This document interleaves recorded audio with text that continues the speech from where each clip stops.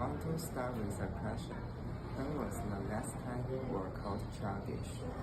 For kids like me, being called childish can be a frequent occurrence.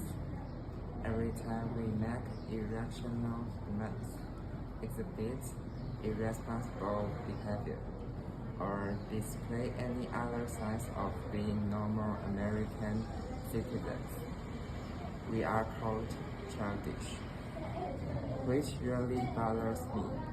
After all, take a look at these events.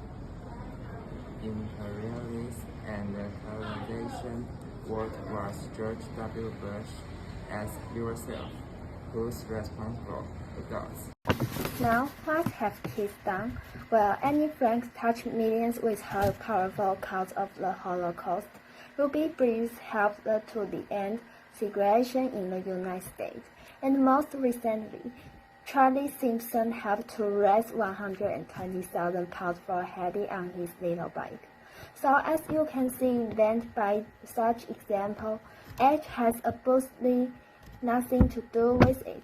The traits the word childish addressed are seen so often in adults that we should abolish that discriminatory word when it comes to criticizing behavior associated with irresponsibility and irrational thinking. Then again, who's to say that certain types of irrational thinking aren't exactly what the world needs? Maybe you had grand plans before, but stop yourself, thinking that's impossible, or that costs too much, or they won't benefit me. For better or worse, we kids aren't hampered as much when it comes to thinking about reasons why not to do things.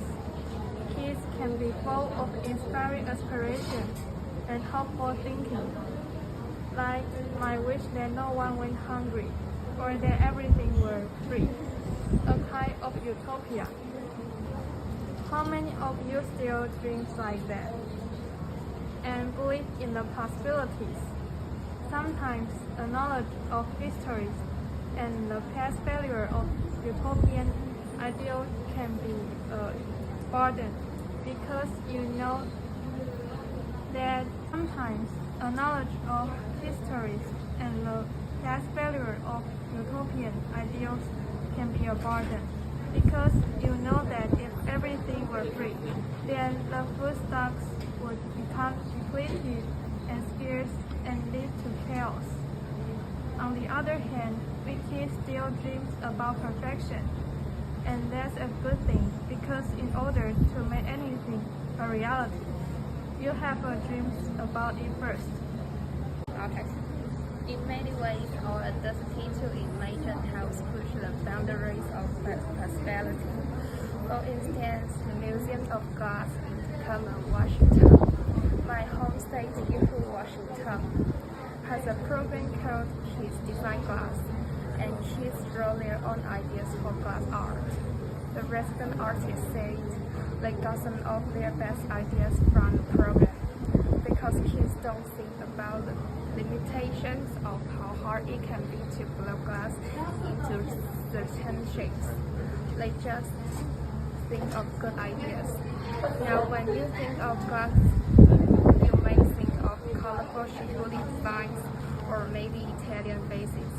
But kids challenge glass artists to go beyond that, into the realm of broken hearts in snakes and pagan